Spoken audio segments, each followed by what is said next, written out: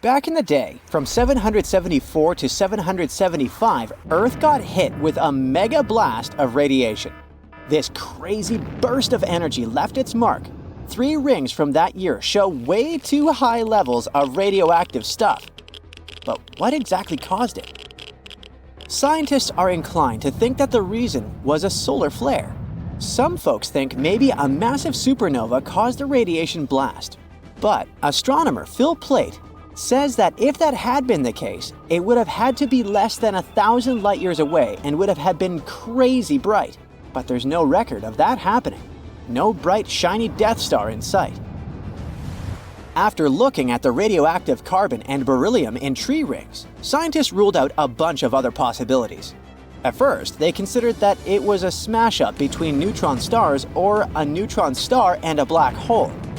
These types of crashes produce a super quick blast of gamma rays without any light show, which lines up best with the evidence. But these kinds of collisions are super rare. Plait thinks it's kinda unlikely that this is the answer. He figures we should only see one of these events in our galaxy about once every million years. So having one just 1,200 years ago seems pretty wild. Scientists are seriously worried about these rare events.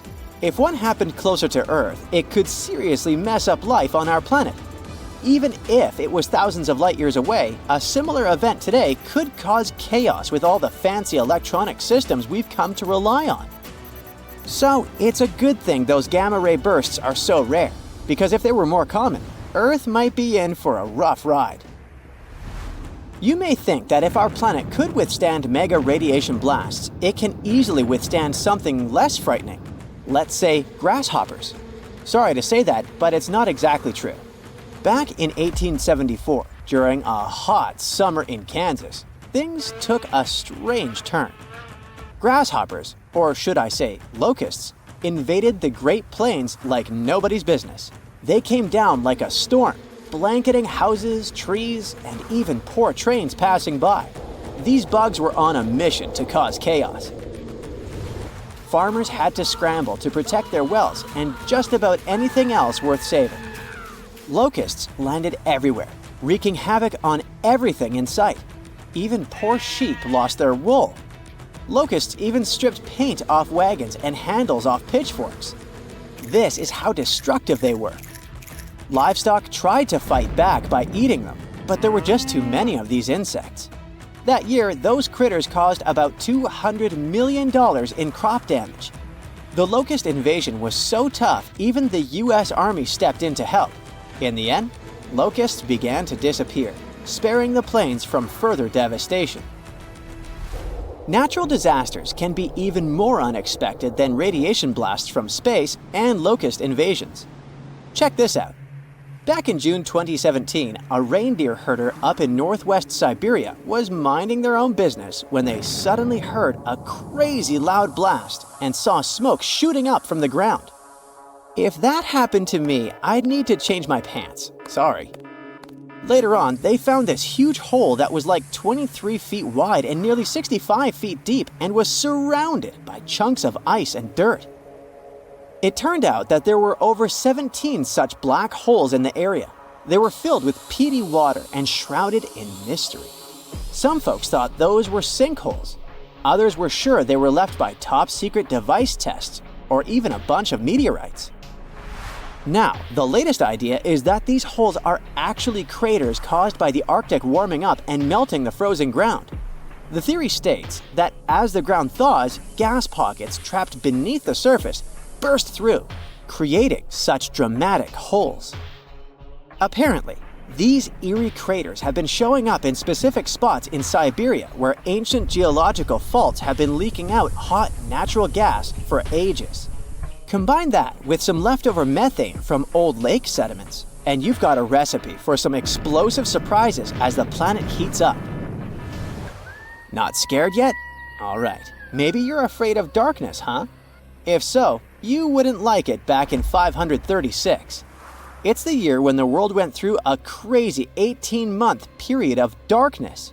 A mysterious fog covered Europe, the Middle East, and parts of Asia, blocking out the sun and causing chaos. It was like the Dark Ages, but For real.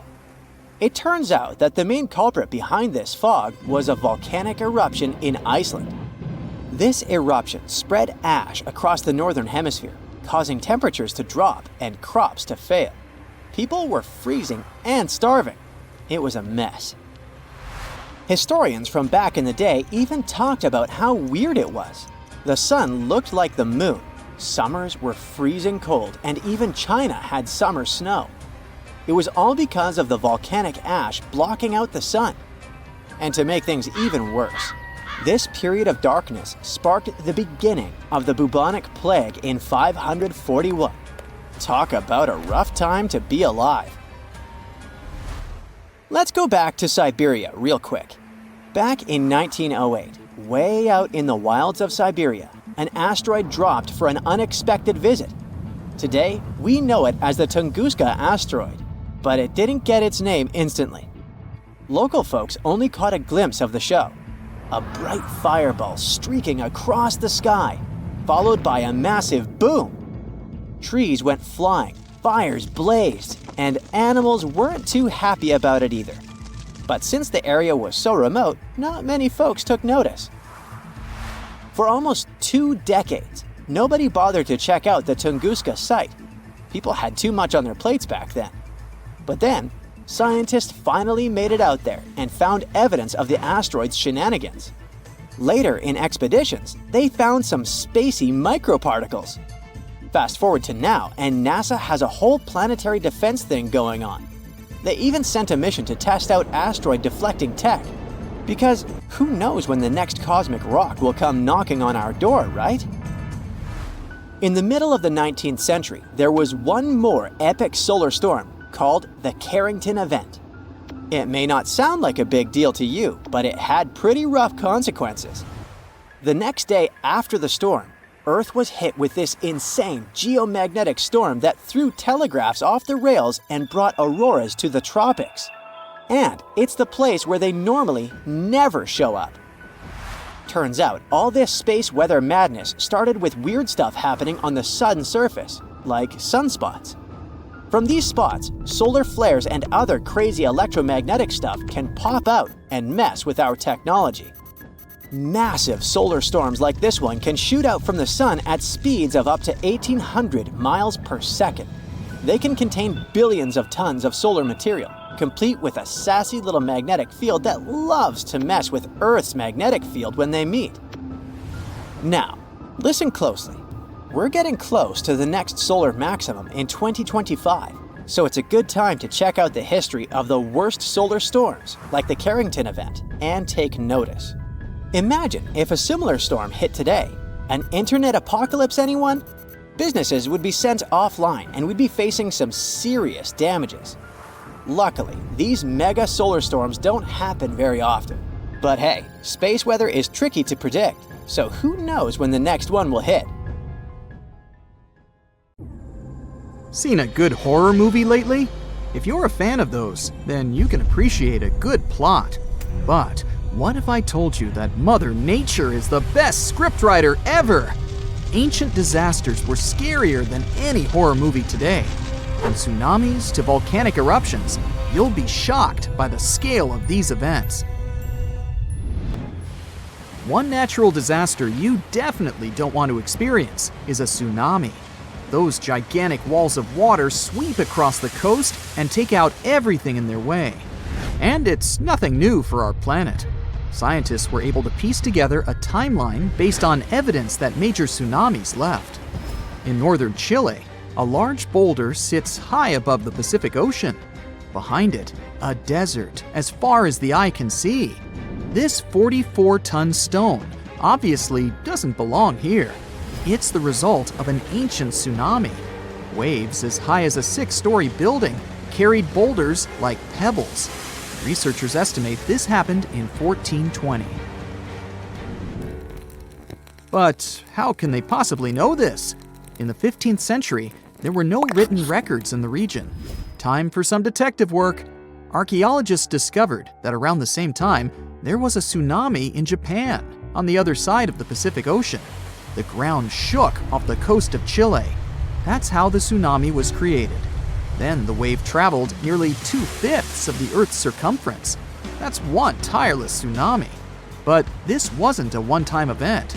Evidence suggests that a similar event happened 3,800 years ago. Ancient people abandoned their coastal villages around this time. They were moving inland. How did they know it was time to go? There's evidence of erosion due to strong currents, telltale signs of an ancient tsunami.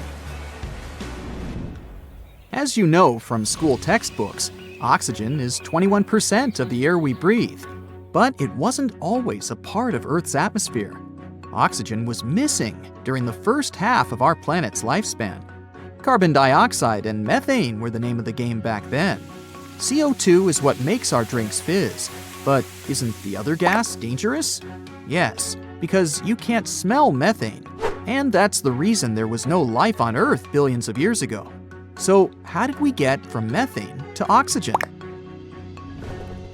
In come the cyanobacteria. This group of microbes started to evolve some 2.7 billion years ago. These tiny microbes mastered photosynthesis, converting sunlight into energy. And the byproduct of this process was, you've guessed it, oxygen. Soon it started escaping from water into the atmosphere. There, it reacted with methane, and over time, O2 replaced it completely. Scientists named this process the Great Oxidation Event. But how could it be bad? After all, we're alive thanks to it. All that oxygen acted as a poison for anaerobic organisms. And no, these are not life forms that didn't do aerobics or Pilates. The term simply means that these microorganisms didn't need oxygen to grow. Too much oxygen, and they would be goners. And that's precisely what happened. Scientists spoke of an oxygen overshoot that changed Earth's atmosphere for good. The disappearance of most anaerobic organisms was an early example of an extinction event. They didn't like the atmosphere at the time and decided to step down. But look on the bright side. They made room for oxygen-loving humans to enter the picture. Let's go to Turkey. No, not the seaside resorts that tourists visit in the summer, but the region of Anatolia in the southeast of the country. Göbekli Tepe is the world's oldest known temple site. It dates back to the Neolithic period. Scientists found a stone pillar here that tells a tale of an ancient disaster. They presume that the pillar is commemorative. Today, humans still build similar structures to mark an important event or a person. Just one example is the Washington Memorial. It was built in honor of the first American president, George Washington. But the pillar in Turkey doesn't commemorate a happy event.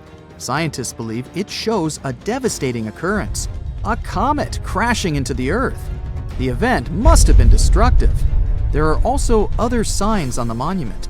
These symbols align with the setup of the night sky stars for the year 10,950 BCE. The date astounded the researchers. It matched their earlier research of an ice core sample in Greenland. This showed that a comet fragment hit our planet around the same time. The archaeological site could have easily been an ancient observatory. And whoever worked at it observed a cataclysmic event. The impact must have been so powerful that it changed the Earth's rotational axis. That's the imaginary pole going through our planet from top to bottom. That ancient comet must have packed a punch to knock the blue planet off balance. Have you heard of the city of Tal El Hammam in the valley of the Jordan River? The reason why your answer is probably no is that the city doesn't exist today. It completely disappeared around the year 1650 BCE. It was one of the three major cities in this part of the Middle East.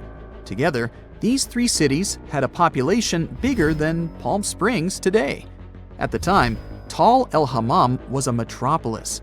It even had high-rises, 5-story buildings constructed using mud bricks.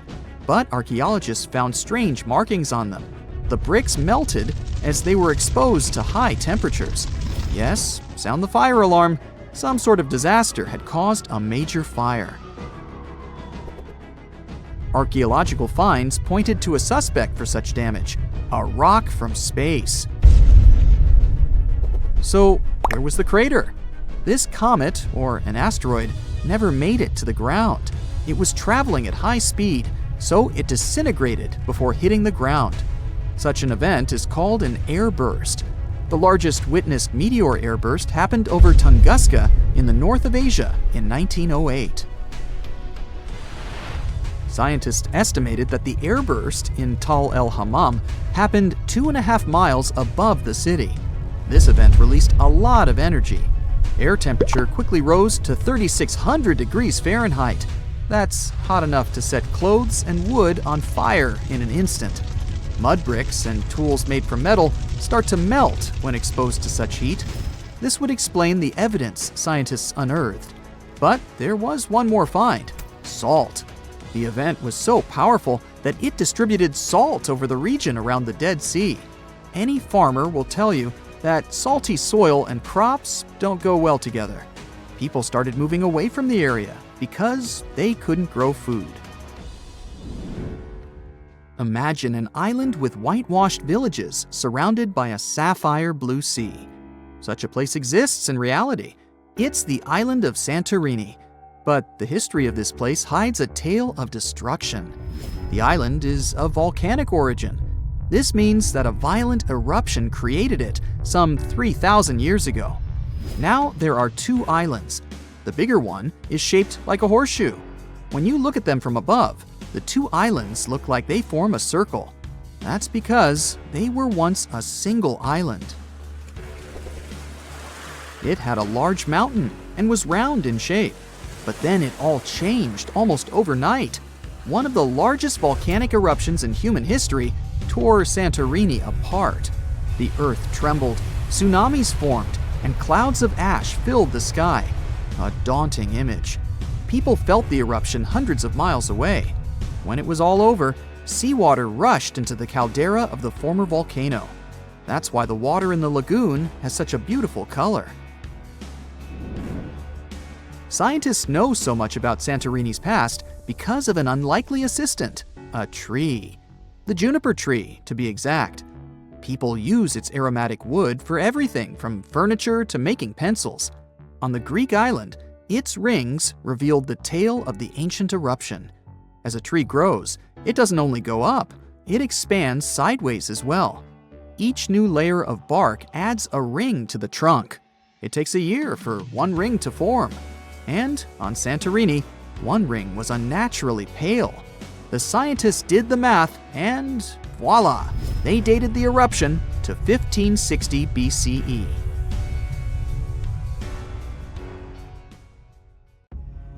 It's 9:59 a.m. when a man is jolted awake in his bed by a powerful, mysterious force. While he's trying to figure out what's going on, a giant 100-foot-tall column of water is already surging toward his hometown. In 20 minutes, most of his friends and family members will lose their lives when a sky-high wall of water sweeps away buildings, trees, and cars. And it can happen to you at any given time. It's the day after Christmas in 2004.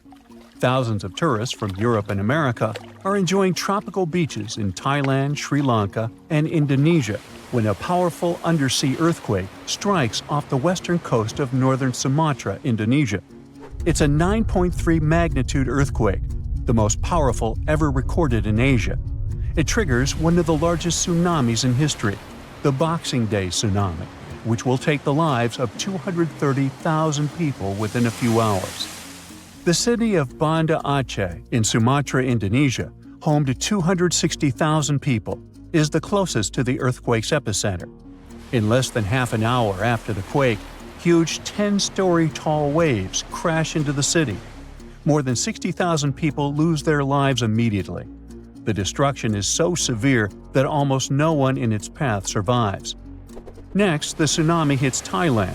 The waves, rushing at a mind-boggling 500 miles per hour across the Indian Ocean, reach the shores of Phang Nang and Phuket about 90 minutes later.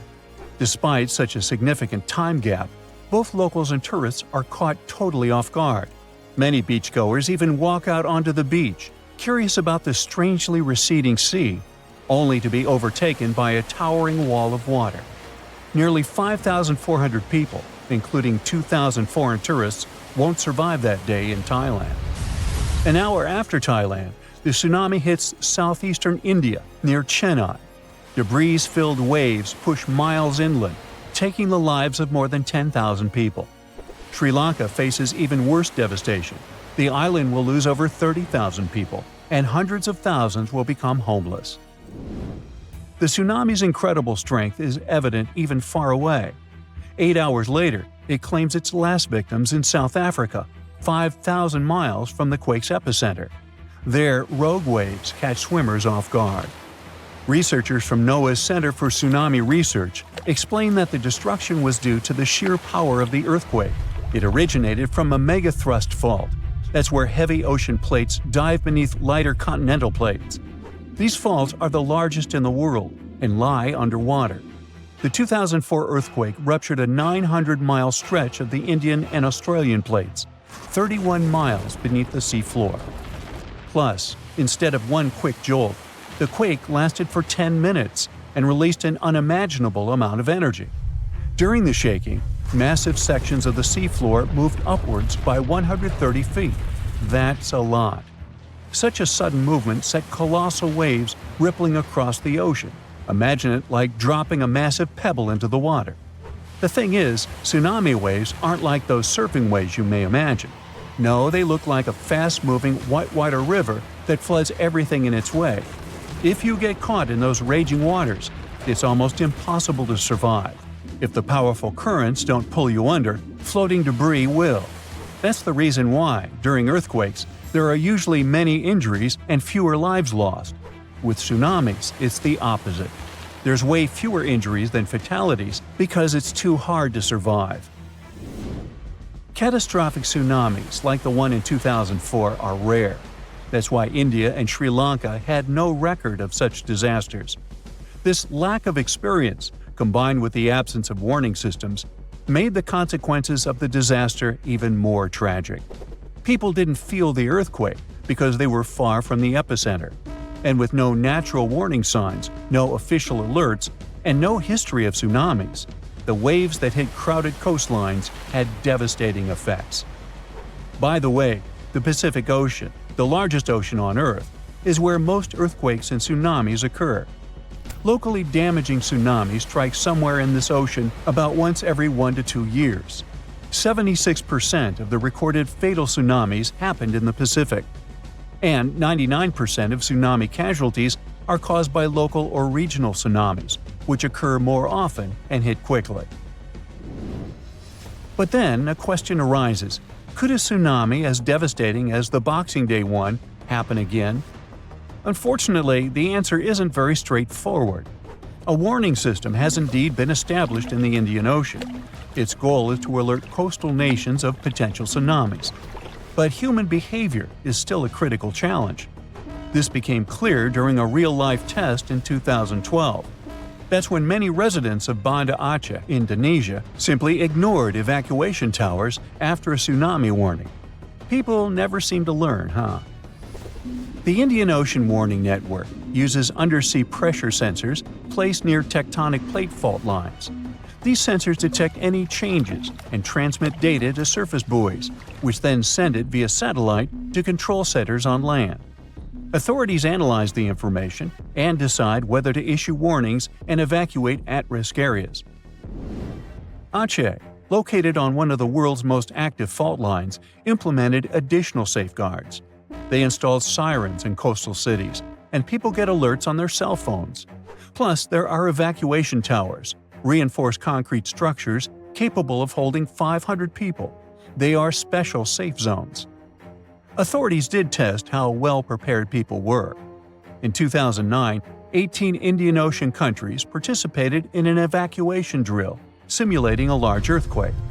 Thousands of coastal communities took part in this drill, and officials concluded that the exercise had been a success. Fast forward to the system's first real test in April 2012. An 8.6 magnitude undersea earthquake west of Aceh triggered tsunami warnings. And even though there were no significant waves, the whole situation revealed critical flaws. Many residents ignored evacuation towers, choosing instead to flee by car or motorbike. This led to citywide traffic jams, with people getting stranded in areas vulnerable to a potential tsunami. It was chaos. Some residents even went back to the beach to look for the signs of a tsunami, which is a life-threatening mistake. So apparently, there is still a lot of work to do when it comes to tsunami survival.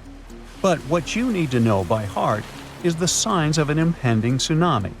First of all, it's severe ground shaking. Strong earthquakes near coastal areas can generate tsunamis.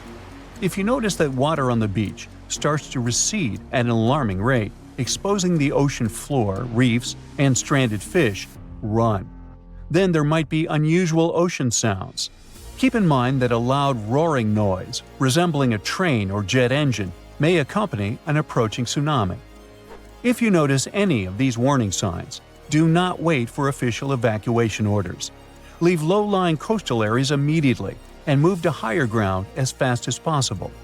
If you're at home, make sure your family members know about the tsunami and follow official guidance. You should remember that locally generated tsunamis may strike within minutes. You have to act quickly. If it's a distant tsunami, you may have more time to evacuate. If you don't have an opportunity to move inland, hide in high reinforced concrete buildings.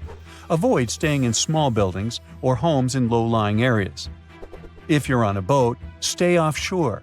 Tsunami activity isn't as dangerous in deep water, so avoid returning to port during a tsunami warning. If you're already in port, check with harbor authorities for guidance. If it's possible to move to deep water, do it in an orderly manner. It may be safer for small boat owners to leave their vessel and move to higher ground. And always, prioritize moving to higher ground over saving your belongings. If you live in a coastal area, you can take some measures to protect your property in advance. Since most tsunami waves are under 10 feet, you may consider elevating your house. It can reduce damage. You can also consult an engineer to assess and reinforce your home. And finally, don't forget to protect outbuildings too, and create fences that will allow animals to reach higher ground. The snowpack over your head splits in two right in front of your eyes and starts tumbling down in the frozen slope to its resting place far, far below. Anything in its way is crushed under the immense mass of snow and debris. You're witnessing an avalanche, one of the most dangerous natural disasters. But what if I tell you about another kind of avalanche, no less blood-chilling than the mountain one? And the most bizarre thing about it is that it occurs underwater. Underwater avalanches are powerful and disastrous natural phenomena, often much more dangerous than land ones. They have the potential to wreak havoc on the entire planet, leading to catastrophic consequences. The most alarming thing? They occur all the time under the surface of the ocean, impossible to see, predict, and extremely difficult to measure. Such avalanches can get 100 times larger than land ones, and they pose a great risk to the world's communications, capable of leaving the entire planet without the internet. But we'll talk about it a bit later. First, let's go 60,000 years back into the past. We're near the northwest coast of Africa, ready to witness the colossal scale and devastating impact of a ginormous underwater avalanche. It started as a quite small underwater landslide in the Agadir Canyon. At first, it was just 0.35 cubic miles of material. But in no time, this mass increased more than 100 times in size while traveling across the Atlantic Ocean floor. As the avalanche sped up and grew, it picked up gravel, sand, rocks, and mud. It carved a devastating path through one of the world's largest submarine canyons, wiping out all forms of animal and plant life on its way. The disastrous flow was so powerful that it literally eroded a 250-mile stretch of the canyon, cutting hundreds of feet into its sides and damaging a total area of 1,740 square miles. That's the area of more than 3.5 New York cities. As for the force of the flow, it was so immense that it propelled massive boulders up the canyon walls to heights of up to 430 feet. Before scientists discovered the evidence of this catastrophic event, they had seriously underestimated the scale of destruction caused by submarine avalanches. By the way, these devastating catastrophes can start not only far away in the ocean, but also at estuaries. Let's go back to 14 January 2020 and see for ourselves. A turbidity current, a rapid, downhill flow of water containing a lot of sediment, rushed more than 680 miles from the Congo River estuary in the deep sea. This current appeared due to two factors: terrible flooding along the Congo River in late December 2019 and unusually large spring tides. This resulted in an avalanche of sand and mud. Its volume was equivalent to 1/3 of all the sediment produced annually by all the rivers in the world. This sediment avalanche accelerated, increasing in speed from 17 feet per second in the upper part of the Congo Canyon to 26 feet per second when it reached the end of the channel, almost 700 miles away from the coastline. This route made it the longest avalanche of sediment ever measured on our planet. 2 days later, the flow reached the deep ocean. The avalanche broke two seabed telecommunication cables, cutting internet data speeds all the way across West, Central, and South Africa. Now, before this disaster, scientists considered that measuring powerful deep-sea avalanches was impractical. But the sediment flow in the Congo Canyon could be monitored directly, finally allowing researchers to assess how major river floods connected to the deep sea. They also concluded that how often underwater avalanches occurred depended on where the observer was. Seafloor canyons that are close to river mouths can experience several tiny avalanches per year.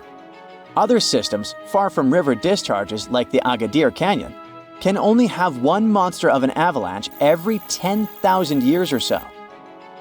You're likely wondering, what can trigger an avalanche under the surface of the ocean?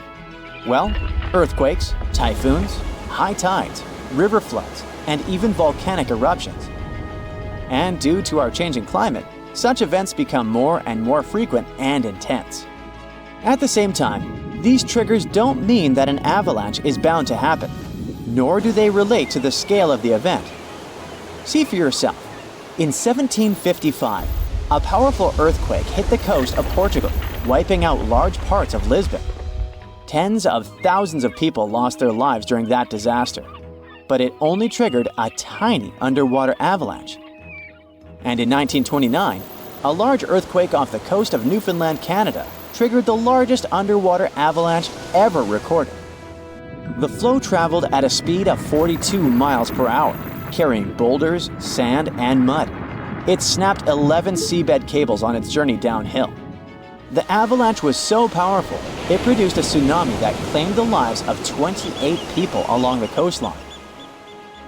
Now, submarine avalanches are totally invisible because they happen deep under the ocean surface, which makes them extremely hard to study. But we must find a way because these flows are super important. They transport sediments, nutrients, and even pollutants across the ocean floor. So, a research team from Liverpool decided to unravel this mystery. Over the last 40 years, they've collected more than 300 samples from the ocean floor. Combined with seismic and bathymetric data, which is a fancy word for ocean mapping, they managed to reconstruct a massive submarine avalanche. It was the first time an underwater avalanche of this size was mapped out. An even cooler thing, the event itself started off pretty modestly, but it quickly evolved into a colossal avalanche that grew to more than 650 feet tall. To put that into perspective, imagine a skyscraper-sized avalanche zooming from Liverpool to London, cutting a trench 100 feet deep and 9 miles wide. Then it spread out over an area bigger than the UK, covering it with several feet of sand and mud. That's like burying a whole country. These findings are actually a big deal because they show that even a small underwater landslide can turn into something massive and super destructive. But that's not the worst. Think about undersea internet cables, which are essential for global communication. There are more than 550 active seafloor cables around the world. Their combined length is a whopping 870,000 miles. That's enough to wrap around our planet 35 times. When a submarine avalanche breaks seafloor cables, the effects are usually super expensive and devastating. For example, in 2006, an earthquake in Taiwan triggered underwater avalanches that cut loads of seafloor cables connecting Southeast Asia with the rest of the world. The largest internet operator in China had a 90% loss of traffic to the USA at the peak of the event. As for Taiwan itself, it experienced between 74 to 100% loss in traffic to neighboring islands. So now you probably get why we need to learn more about this natural phenomenon. Luckily, researchers at Tulane University have found a way to study it in 3D. Previous studies only looked at submarine avalanches in 2D, which didn't give the full picture of how they actually behaved. The new research focused on how underwater flows interacted with mini basins, natural features on the ocean floor that look like shallow bowls. Despite being called mini, these bowls can be huge, up to 4 square miles. When turbidity currents flow into these mini basins, they don't just stop. No, they hit the far side and curl back around like water eddies in a stream. These swirling flows move the sediment around before it settles on the ocean floor. The size of the mini basin and the speed of the flow can change how the current behaves.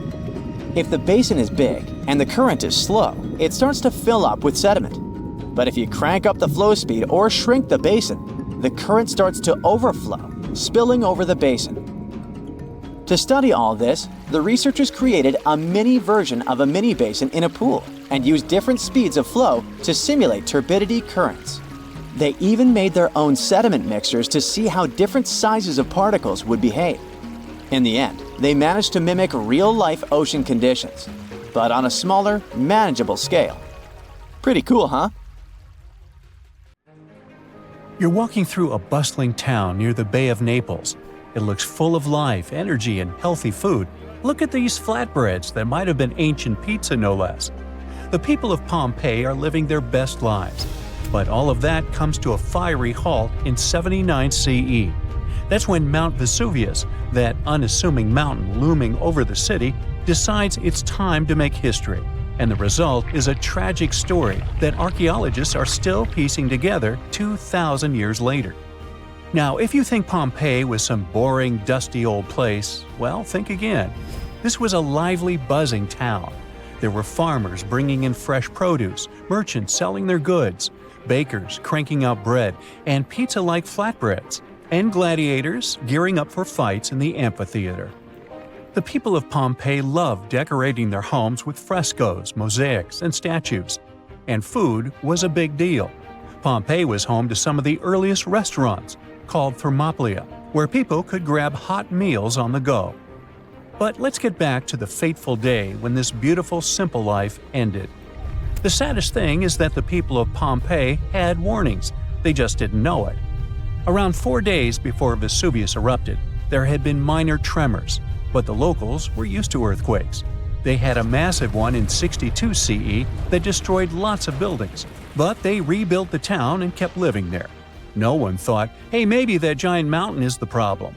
So by the time 79 CE rolled around, Pompeii was back to normal, or so they thought. Now it's the morning of the eruption, just another regular day. People are working, shopping, and chilling in the baths. And then, out of nowhere, Vesuvius erupts. It was a catastrophic explosion that shot a plume of ash, gas, and rocks 20 miles into the sky. Pliny the Younger, a Roman writer who watched this disaster unfold from across the bay, wrote that it looked like a pine tree of fire and smoke rising into the heavens. Suddenly, it began raining with ash. First it was a drizzle, then it started coming in buckets. Gray, heavy rain that didn't let you breathe. Then hail began falling from the sky. But it wasn't hail. Those were pumice stones, light chunks of volcanic rock. They were smashing roofs and windows and piling up in the streets. That's when people started panicking. Some of them decided to escape, so they ran from the town. Others thought the walls of their homes would protect them. Well, they didn't. Soon things turned even worse. The ash had covered Pompeii's streets, and buildings were collapsing under its weight. But the real nightmare came early the next morning: pyroclastic flows, a fatal avalanche of superheated gas, ash, and rock that was racing down the side of a volcano at more than 200 miles per hour. The heat alone, around 1,000 degrees Fahrenheit, instantly finished the life of anyone who ended up in the way of the flow. When the pyroclastic flows hit Pompeii, it was, unfortunately, game over for the town. Those who decided to stay in the city didn't stand a chance.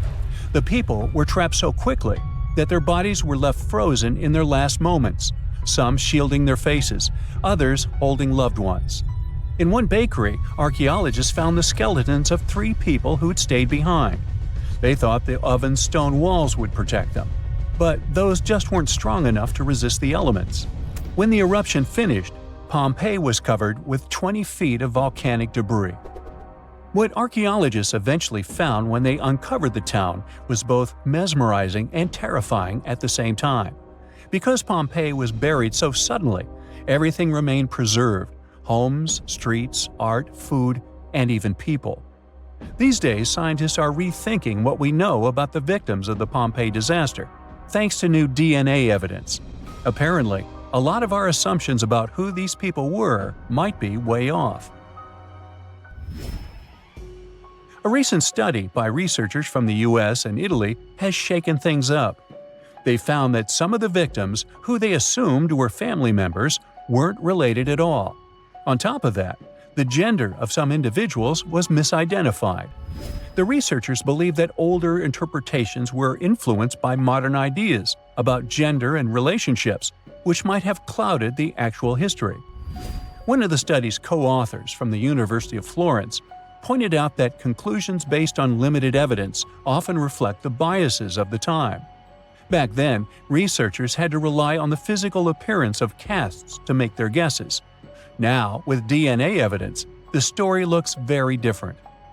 Let's look at the case of the so-called family found in the House of the Golden Bracelet, which was discovered in 1974 on a Pompeii hillside.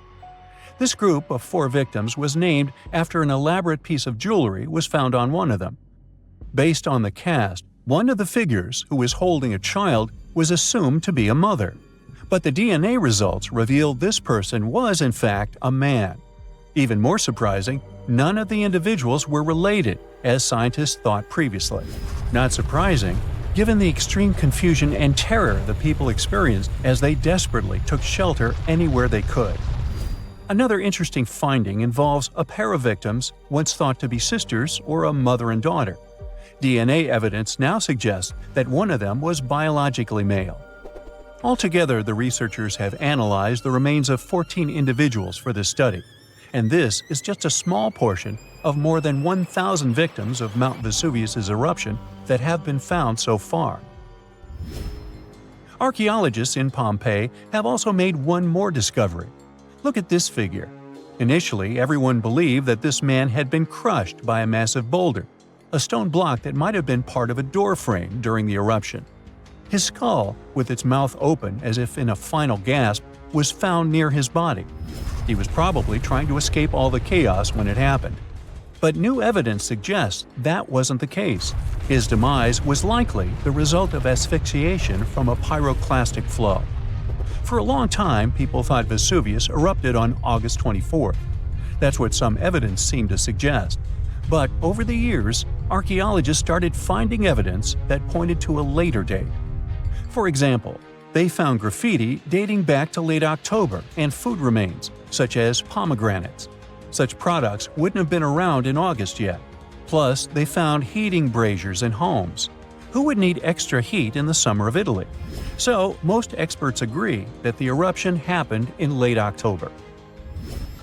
Now, it turns out that not everyone in Pompeii passed away. Scientists think that 15,000 people lived in the town, and only about 2,000 of them didn't survive the disaster. It means thousands of people managed to escape.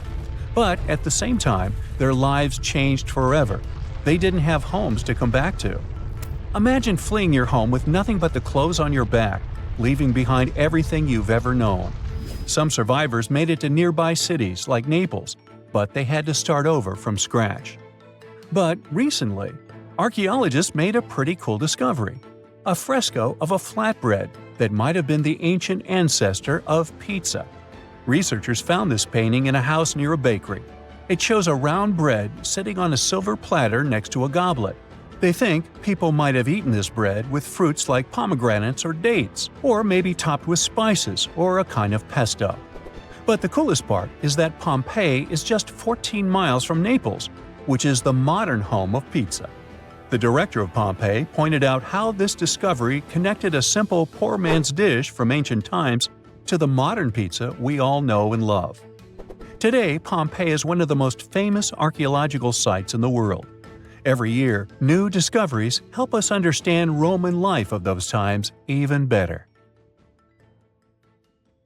You type Tonga Cliff Mystery into Google and this pops up. A rock. Yep, just a rock. At least at first glance. But it gets weird once you realize this is actually a 2-story tall boulder perched on top of a 120-foot high cliff in Tonga. And it's chilling there, at a whopping 128 feet above sea level. So, how the heck did this rock get there? First, a proper introduction. This is Makalahi, which means big rock in Tongan. This name hits the nail on the head because this baby stands at about 22 feet tall. That's taller than a giraffe standing on its tiptoes. And it weighs over 1,300 tons. And that's like stacking nearly 325 elephants on a giant scale. With those massive measurements, it makes total sense that the locals call it Makalahi. But from now on, we can also think of it as the giant tsunami rock. And to understand why, I've got to tell you the story of Makalahi in Tonga. In 2024, researchers from the University of Queensland's School of the Environment were exploring the southern side of Tongatapu Island. One day, they were chatting with a group of local farmers who mentioned a strange and massive rock sitting up on a cliff. And they were honestly pretty surprised. After all, it didn't make any sense for such a huge boulder to be located that far inland, especially since it's sitting about 656 feet away from the edge of the cliff. On top of that, it was covered in vegetation and surrounded by overgrowth, which suggests it's been sitting there for a long time. That's when they started asking themselves the big question: where did this rock even come from? So to figure it out, the team created a 3-dimensional model of the boulder and headed to the coast. After some careful research, they finally found the spot where the boulder could have originated. Turns out it broke off from a cliff more than 90 feet above sea level. Alright, so they found the source, but let's take a moment to recap what we know so far. The rock originally came from a spot about 98 feet above sea level, and now it's sitting at 128 feet above sea level. That's a pretty big jump. Sure, it's not like climbing Mount Everest or anything, but come on, it's a rock. It didn't just grab some gear and climb up there by itself. That brings us back to the big question. How did this massive boulder get up there? Well, it was probably moved by a tsunami. Yep, this rock could actually be solid ancient evidence of a tsunami. You see, we're talking about Tonga, an island country in Polynesia, part of Oceania. It's made up of nearly 170 islands with about 36 of them inhabited. The country is divided into 3 main island groups: the Vava'u, Ha'api, and Tongatapu archipelagos. The entire region sits right at the junction of 2 major tectonic plates, the Indo-Australian plate to the west and the Pacific plate to the east. It's part of the Pacific Ring of Fire, that giant horseshoe-shaped zone that wraps around the ocean basin. And if there's one thing we know about the Ring of Fire, is that it's packed with intense geological activity. With lots of earthquakes and volcanic eruptions happening all the time, and those events can absolutely trigger catastrophic tsunamis. Tonga is no exception. According to Dr. Annie Lau, a coastal geomorphologist who took part in the study, Tonga has a long history of tsunamis for exactly that reason. Take the tsunami that hit the country at the beginning of 2022, for example. That catastrophic event produced waves as high as 66 feet, with water pushing nearly 0.62 miles inland. It was so powerful that, tragically, it claimed the lives of at least 6 people. and it was actually triggered by a volcanic eruption. So yeah, tsunamis are pretty common in Tonga, thanks to all that magma and tectonic activity constantly happening beneath the surface. And a massive, powerful wave is likely what carried Makalahi up onto the cliff. According to the study, this event may have happened around 7,000 years ago. That's even older than the first human settlement in Tonga, which is believed to have occurred roughly 3,000 years ago. Interestingly, that estimated timeline lines up with evidence of a massive tsunami that hit New Zealand's North Island, around 1,300 miles southwest of Tonga. The researchers had a theory. Now all they had to do was run the numbers to see if it was actually possible. So they measured the boulder's size and weight, then used that data to model how big a wave would have to be to push such a massive rock that far inland. Their findings suggest the boulder may have originally sat near the edge of a cliff, but was shoved inland by a tsunami. The wave lasted about 90 seconds and reached up to 164 feet in height. That's almost as tall as Niagara Falls. Just to give you a perspective, that's significantly larger than the waves recorded during the Indian Ocean tsunami in 2004 or the Tohoku tsunami in 2011. Now, here's the thing. These tsunamis were triggered by earthquakes, and waves caused by earthquakes usually top out at just a few tens of feet. So, in Makalahi's case, it probably wasn't an earthquake that did the job. Instead, it's possible the wave came from a landslide tsunami. This theory suggests that the earthquake not only generated a tsunami that flooded the island, but it probably also triggered a massive landslide. When a huge chunk of material suddenly slides into the ocean or something shifts quickly underwater, it can create a landslide-triggered tsunami, and that landslide, in turn, may have produced a second tsunami. One powerful enough to carry Makalahi and drop it where it still sits today. Now, while science may have found a likely explanation for how the rock got to such a strange location, many locals will probably continue to pass down the traditional stories tied to rocks like this one. According to Polynesian mythology, coastal boulders like Makalahi were placed by the legendary hero Maui. In some legends, Maui used a giant boulder and a magical rope made from the hair of the deity Hina to anchor the sun and slow it down. Another story is known as the Maui Throwing Stones. It refers to a group of 8 coral limestone boulders located in the village of Havelukilu on Tongatapu. The myth mentions that these massive stones were thrown to Havelukilu by Maui from the neighboring island of Eua. The story goes that Maui was annoyed by a rooster that woke him up every morning, so he picked up stones and hurled them at the bird. And that's how the rocks from Eua ended up in Tongatapu. Now here's the interesting part. The term white chicken in Tongan also means foaming waves, so some believe this story may actually be a metaphor for a tsunami. Even though these myths don't mention Makalahi directly, they show how important rocks like these are to local people. Now, we can say that this archaeological evidence is not only important for culture, but also for science. The recent study gives us some fascinating theories about how the rock ended up so high up and so far inland. But researchers still need to find what's called a landslide scar to prove their point and fully solve the Tonga Cliff mystery. Follow-up research is crucial because it will help us to uncover what triggers these kinds of events and how often that might happen. And who knows? One day we might come across new cases of giant rocks moved by giant tsunamis, each one carrying its own story from the deep. In November 2020, something terrifying happened in the ocean near British Columbia. Out of nowhere, a massive wave, as tall as a 4-story building, rose up and tossed a lonely little buoy way up in the air. Scientists later confirmed that it was the most extreme rogue wave ever recorded. Such a wave is so rare that experts think that something like that might only happen once every 1,300 years. Interestingly, if that buoy hadn't been floating there at just the right time, we might have never known this wave even happened. For a long time, people thought rogue waves were just sailor stories, something like scary tales passed around on ships. But in 1995, everything changed. On New Year's Day, a monstrosity of a wave 85 feet tall slammed into an oil platform off the coast of Norway. Scientists were shocked, since their models had never predicted a wave that big. That wave became known as the Doppler wave, and that was the first proof that rogue waves were real. Since then, scientists have spotted more of those giant waves, even in lakes.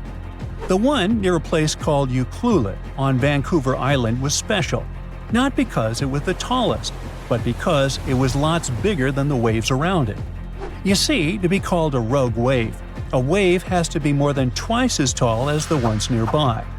The Doppler wave was about twice the height of the other waves around it. But the Ucluelet wave? It was nearly 3 times taller than its neighbors. When scientists said this made it probably the most extreme rogue wave ever recorded. Now imagine a huge wall of water suddenly rising in the middle of a calm sea. That's the kind of ocean drama we're talking about. Very few rogue waves have ever been seen with human eyes, especially not ones that extreme. Scientists are still trying to understand how these monster waves form so that they can get better at predicting them before they strike.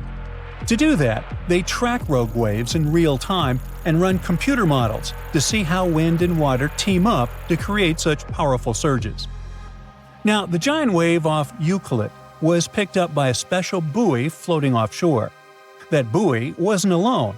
It was part of a whole network placed out at sea by a research group called Marine Labs. Their goal is to learn more about the dangerous surprises the deep ocean can throw at us. Even when rogue waves happen far from land, they're still a serious threat. They can smash into ships, damage offshore wind farms, or wreck oil rigs. And if they come close enough to the coast, they can easily put people at the beach in danger. Like it happened in April 2025 in Australia. Thankfully, the Ucluelet wave didn't hurt anyone, and neither did the famous Doppler wave before it. But other rogue waves haven't been so harmless. Back in the 1970s, some ships vanished without a trace. And now, scientists think freak waves might have been to blame. Bits of wreckage were sometimes found later. They were torn apart as if struck by a massive wall of water.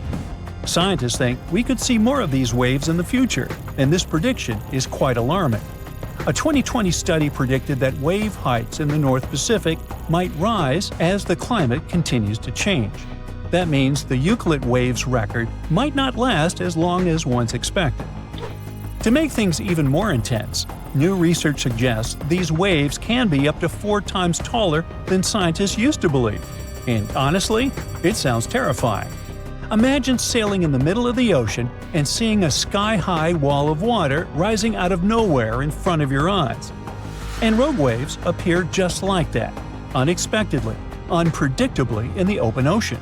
While there's no exact size that makes a wave a rogue wave, they've been measured anywhere from 26 feet, like a 2-story house, to more than 80 feet tall. These waves are super steep, have sharp, towering peaks, and can be strong enough to damage ships or oil rigs. But what causes them? That's where it gets tricky.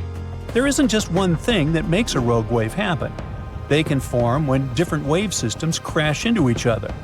Think of it like a bunch of waves from different directions suddenly lining up just right, and boom! They combine into one huge wave that's way taller than usual.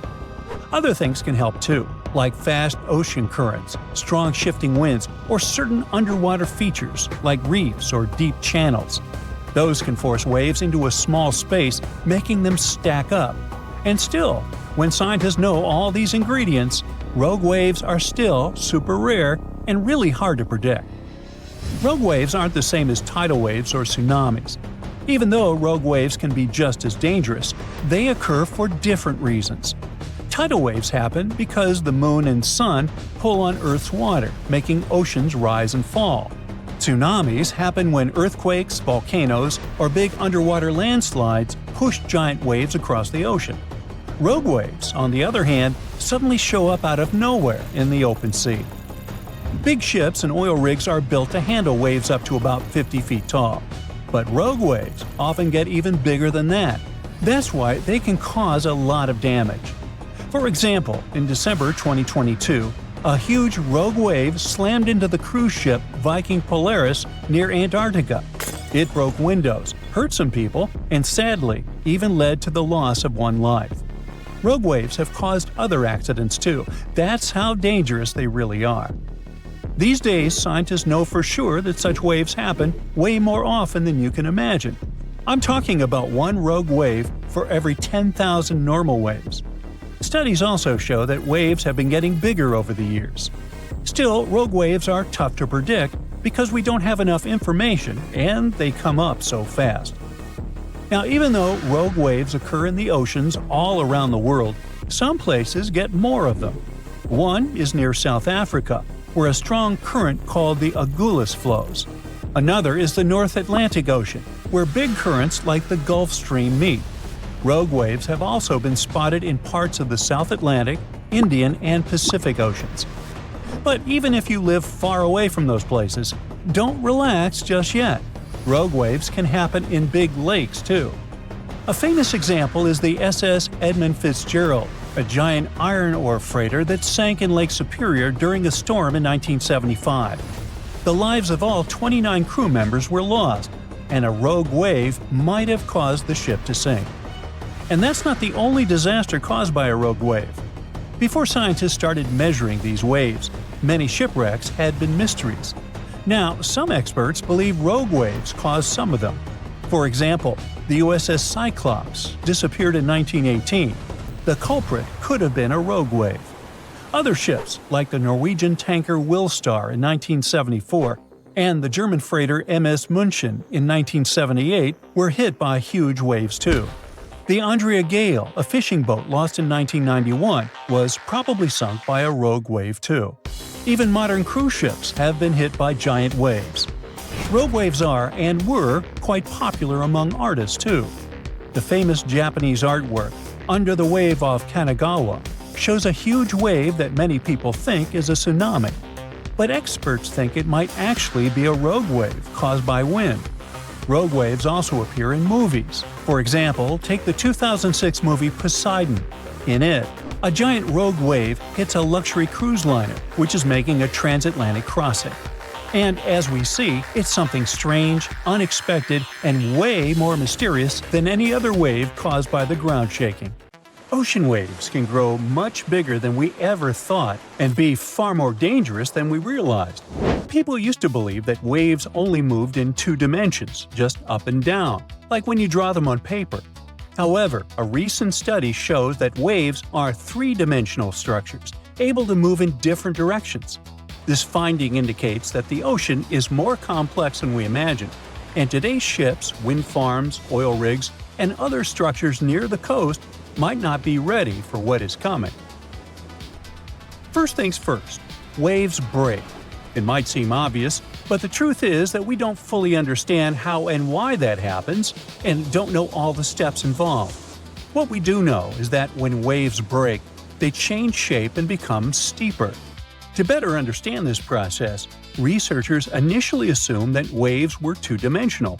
This assumption was necessary because it made it easier to study waves, whether in theory or through computer simulations and experiments. But here's the thing. Saying that waves are two-dimensional doesn't really capture what ocean waves are like. When most people think about waves, they imagine typical, non-threatening waves you see at the beach. But the ones we're talking about here happen in open water and form when waves coming from all different directions meet up. This wild meeting occurs under certain conditions at the ocean, like in a spot where two seas meet, or when winds suddenly change direction, like during a hurricane. When waves from two different directions come together, it creates this three-dimensional wave.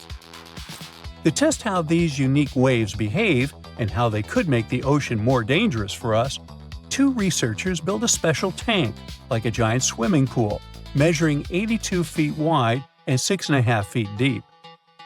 All around this tank, they installed 168 mechanical paddles. These paddles act like giant hands, pushing the water back and forth to create waves, just like you would if you moved your hand through water in a bathtub. Stop the video and go do that right now. No, wait, I'm kidding. Anyways, The paddles can generate waves of varied sizes and shapes. Plus, they absorb incoming waves so that they don't bounce around the pool and mess up the tests. Beneath the tank, they put 28 huge fans that push water across the tank to simulate ocean currents, mimicking how ocean water moves. Altogether, they circulate around 2,400,000 liters of water in the tank. All of this was done to create a kind of mini-ocean, controlled by some really cool technology. Great! Everything was set, and it was time to test. The experiment has shown us that three-dimensional waves can become twice as steep as two-dimensional waves before breaking. Let me explain. So, the normal waves you see on the beach break when they reach a very steep angle. They have a limit, a maximum steepness, if you will. When that limit is crossed, the wave breaks. So, what this study is telling us is that waves in the open ocean can get as much as 80% steeper than this limit before they start breaking. That also means they can get almost twice as high as normal waves before they start to break. But the researchers found something else that was interesting. Normally, when a wave breaks, it creates a white cap, that foamy part you see on top, and once it breaks, it's done. There's no going back. It's lost its energy. But when these multi-dimensional waves break, there is no white cap. They can only keep growing. That happens because the wave's energy isn't just concentrated in one direction, allowing waves to continue growing even after reaching the steepness limit when they're supposed to break. It's like these three-dimensional waves can redistribute energy and continue building up in the middle of the ocean. That means that together, these waves can grow 4 times steeper and larger than what we previously thought was possible. So, we are talking about bigger, massive waves that can suddenly appear in the middle of the ocean. It sounds scary to say the least. That's why, for our own safety, it's important to understand how this phenomenon occurs. Maybe buildings and homes along the beach aren't at such high risk from this. But these giant waves can pose a bigger threat to things that are in the middle of the sea, like oil rigs, wind farms, and boats. This finding raises significant questions about whether these constructions, as we design them today, are safe and could handle such extreme wave patterns. The thing is, sailors have been trying to warn us about this for centuries. In the 19th century, a French explorer named Jules Dumont d'Urville, I gave it a shot. He reported seeing rogue waves over 100 feet high during his voyages. Even though he was very experienced and respected, plus 3 other people confirmed that it had indeed happened, his story was discredited. Like this account, all other stories about massive and wild waves in the middle of the ocean were dismissed as myths, just tales sailors told to make their adventures sound more exciting. Hey, don't we all?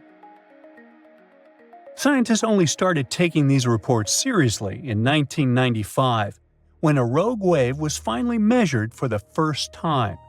The terrifying event happened at a gas platform in the North Sea, about 100 miles off the coast of Norway. The structure was built to withstand a wave of 64 feet, and even then, they thought a wave that big would only happen once every 10,000 years. But they definitely weren't ready for what happened on New Year's Day, when a monstrous 85-foot wave, 21 feet taller than predicted, hit the platform. In a more recent case from 2018, 8 men were on a 61-foot fishing vessel over 400 miles northeast of Hawaii's Big Island when they suddenly got hit by a pair of rogue waves. One hit the back of the boat and the other slammed into the side. It was too much to handle. A lot of water came over the top, flooding the boat and pulling it down to the depths. The crew had to abandon the ship and get into a lifeboat immediately. Thankfully, they were all rescued with no injuries at all. These are just a few examples showing that our current oil platforms and ships might not be prepared for massive rogue waves. That's why experts suggest that one solution could be for ship designers to make ships strong enough to withstand double the significant wave height. However, they'd probably need some convincing because of the increased costs. So, here is a pretty convincing fact. It's believed that between 2011 and 2018, 210 waves of this type were recorded around the world, but it's very likely that the real number is much higher. What triggers rogue waves is still somewhat of a mystery, but we know they are not caused by movement on the seabed. Instead, they seem to be more related to bad weather. In Tampa Bay, for example, most rogue waves come in from the west, especially when it's stormy or windy. But we can't say this is the main cause everywhere in the world, as experts believe there could be several other factors at play. What is really concerning is that rogue waves can strike without warning. The open sea can be completely calm when suddenly the whole scene turns into a fight for survival. So, can we actually predict this phenomenon? It looks like we can. In a very recent study, researchers created a computer system that uses measurements from buoys to predict unusually large waves 5 minutes before they happen. It can catch about 3 out of 4 rogue waves. While the system does have some false alarms, the researchers say that from a safety standpoint, knowing a rogue wave might happen is better than not knowing.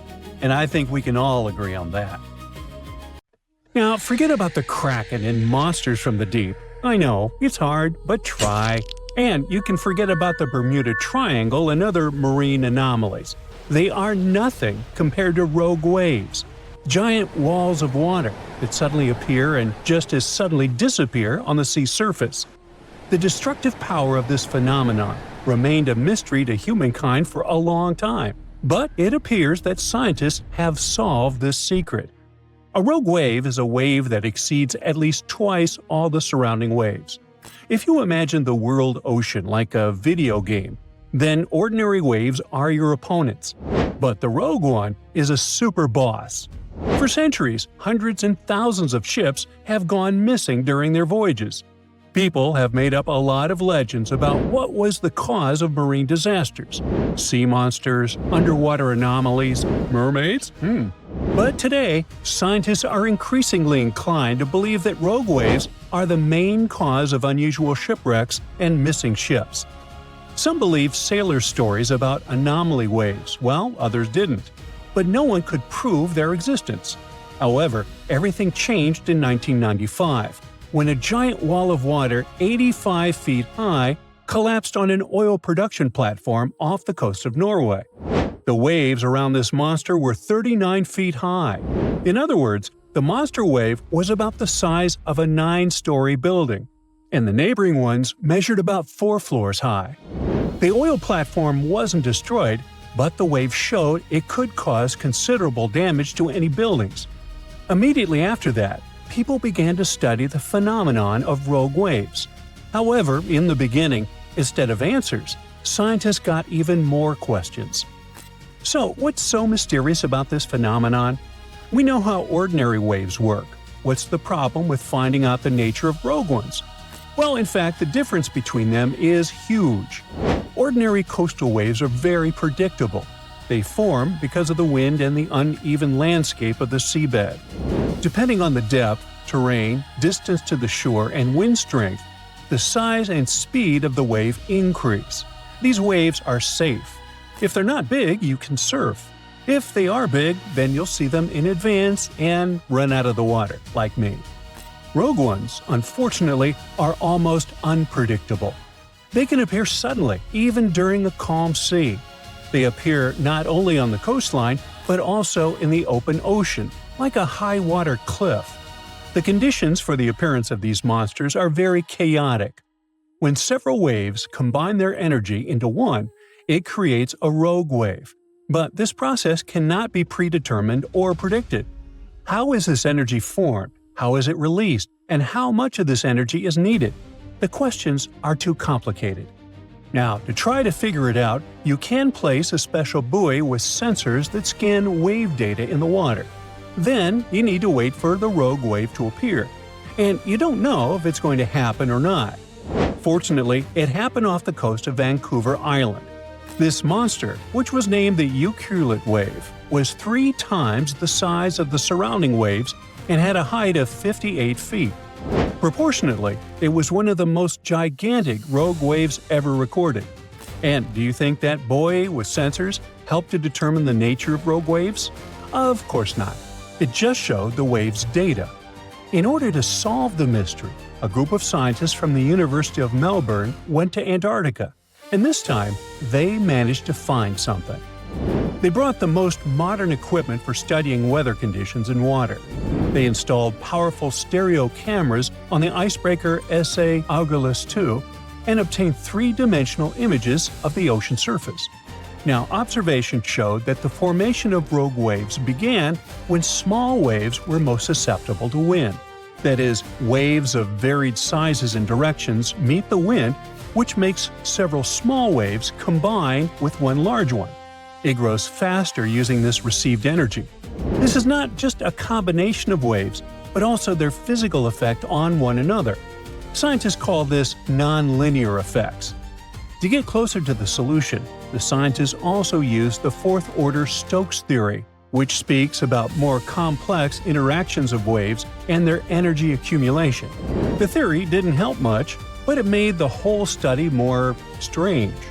Scientists realized that small waves fed off one another.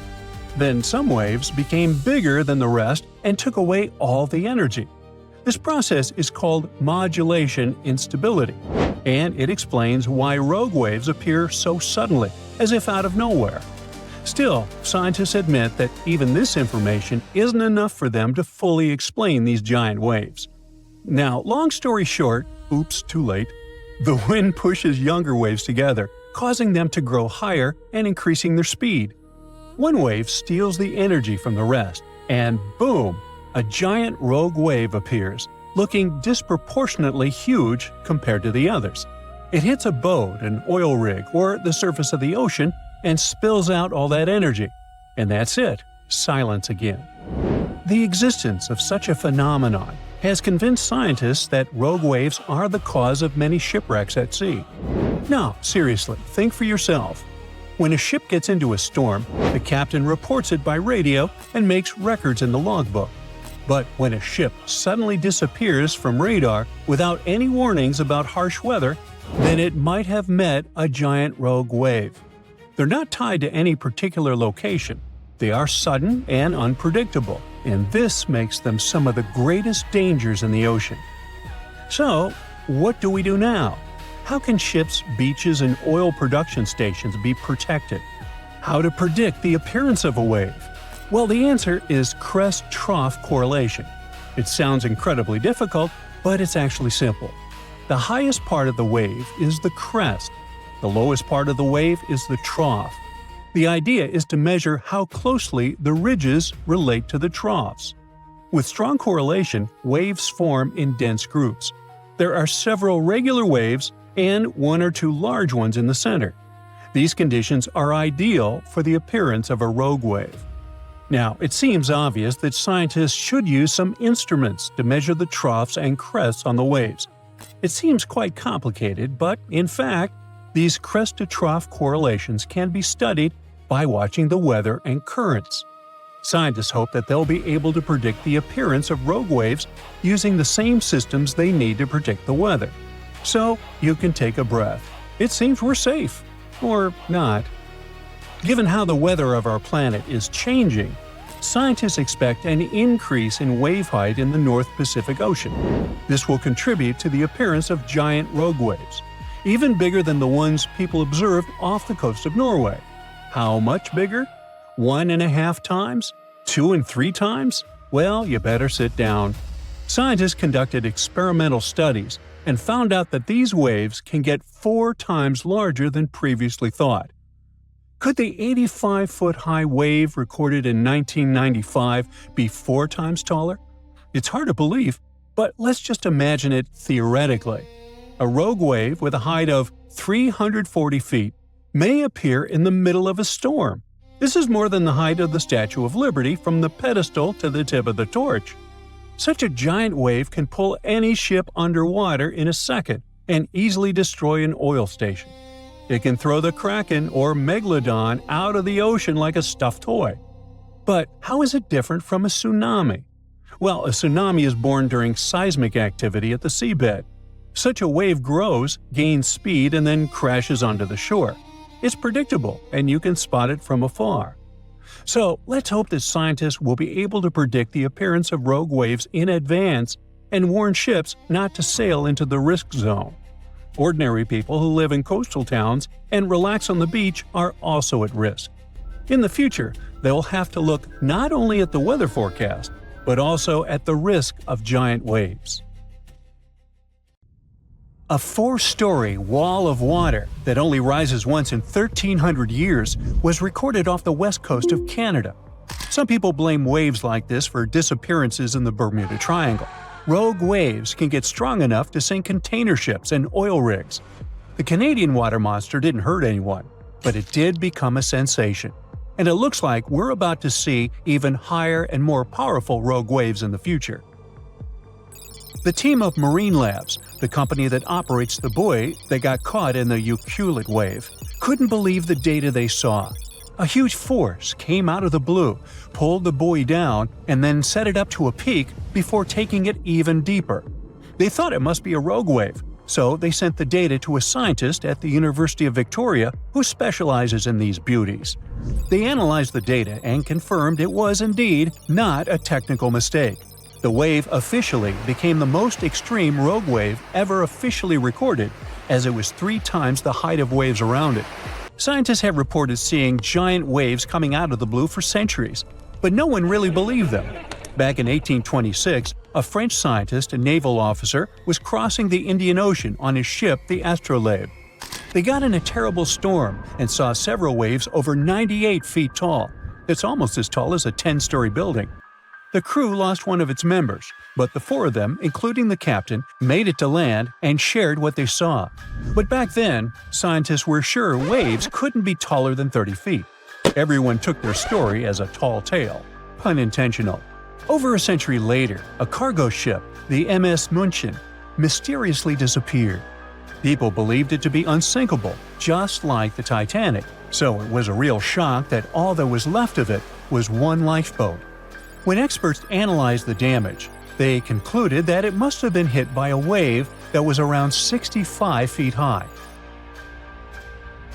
Witnesses shared many other stories of giant waves coming out of nowhere, but scientists officially recognized the first rogue wave only in 1995. It went down in history as the Doppler wave, or the New Year's wave. This monster on the North Sea that was 84 feet tall hit the Norwegian gas platform Doppler on New Year's Day. It was twice larger than the wave surrounding it. The rig was built to withstand waves up to 64 feet tall and had the most advanced sensors for its time. The wave wasn't like any other type of wave they'd studied before. So they had to admit rogue waves were real and gave them an official definition.